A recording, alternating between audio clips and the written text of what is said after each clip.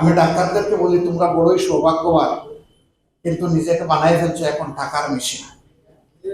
টাকার মেশিন না হয়ে হোক মানবিক চিকিৎসা, তাহলে টাকা তোমার পিছনে গুলামের মতো ঘুরবে, সম্মান আল্লাহ তোমাকে দান করবেন, অসংখ্য মানুষের তোমরা দোয়া পাবা, এবং তোমাদের সমস্ত সেবা হবে আল্লাহর পথে সাদাকা।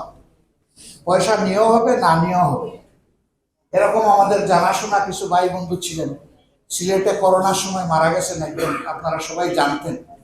সর্বপ্রথম যে চিকিৎসক মারা যান তাকে বলা হতো মানবিক চিকিৎসক। কেন? গরিবরা তার কাছে এসে শান্তি পেত। ফি না থাকলে নিজে বাড়াটাও দিয়া দিত, ফ্রি ঔষধ দিত, ফ্রি ঔষধ না থাকলে ঔষধ কেনার টাকাও মাঝে মাঝে দিয়ে দিত, আবার সচ্ছলতা তাকে পূর্ণ ফিটাও দিতেন। সে শেষ হয়ে যায়নি, গরিবও হয়নি, সে মানুষের হৃদয় জয় করেছে। ডাক্তার ইদ্রিস আলী নামে আরেকজন বাংলাদেশের প্রথম রিনাউন্ড স্পাইন সার্জন, তিনি তার চেম্বারে রোগীরা যেদিকে মুখ করে বসবে দেয়ালে একটা সাইন ওখানে লিখে রেখেছিলেন, আপনি কি আর্থিক সমস্যায় ভুগছেন? যদি ভুগেন তাহলে আপনি খুলে বলুন, আমাকে ফি দিতে হবে না। তো অনেকে খুলে বলতো স্যার আমার একটু সমস্যা আছে, তিনি সব শুনে আবার তাকে ভাড়া গুড়া দিয়ে বিদায় দিতেন। আল্লাহ তাকে গরিব করেননি। শিক্ষার উদ্দেশ্য টাকা রুজি বা টাকার মেশিন বনা উচিত নয়। শিক্ষার উদ্দেশ্য হবে মানুষের হৃদয়ে সুপ্ত যে চিন্তা এবং স্বপ্ন, সেটাকে জাগিয়ে তুলে মানুষকে আলোকিত মানুষ বানানো। যেটা আমার স্যার বলেছিলেন, আমি বাবা বিয়া শাদী করি নাই, বাচ্চা কাচ্চা এখনো পাই নাই, তোমরাই আমার সন্তান, আমি কিছু ভালো সন্তান করতে চাই। ওরকম ওই শিক্ষকদের সবকটা নিয়ে আমরা যেন আজীবন মানবতার মধ্যে উজ্জীবিত হতে পারি। যদি পারি আলহামদুলিল্লাহ আমরা কামিয়াব। এখানে শিশুরা এসেছে, 18 বছর বয়স পর্যন্ত শিশু ধরা হয়। এখানে শিশুরা এসেছে, তাদের সাথে অভিভাবকরা এসেছে।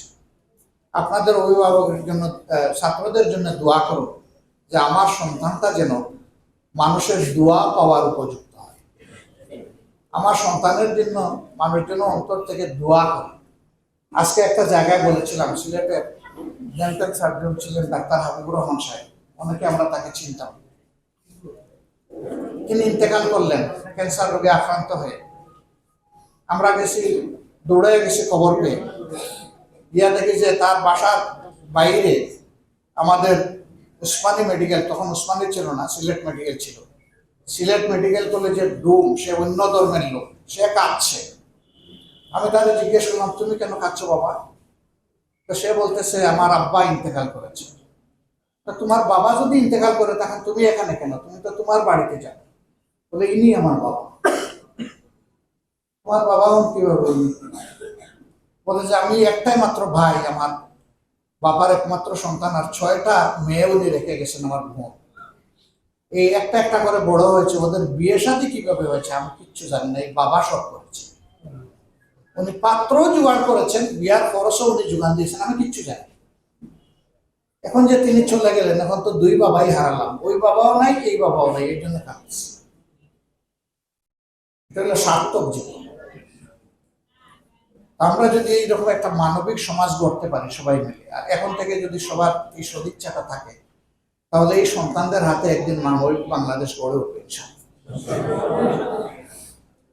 আমি এদের জন্য বুক বলে দোয়া করি যে ভালো কাজগুলো আমরা পারলাম না করতে, আল্লাহ যেন তাদেরকে সেই কাজের যোগ্যতা দান করে, এবং প্রিয় দেশ থেকে সব ধরনের হিংসা, প্রতিহিংসা, হানাহানি এগুলা যেন দূর হয়ে গিয়ে তাদের হাতে আগামীর একটা সোনালী সমাজ গঠিত হয়।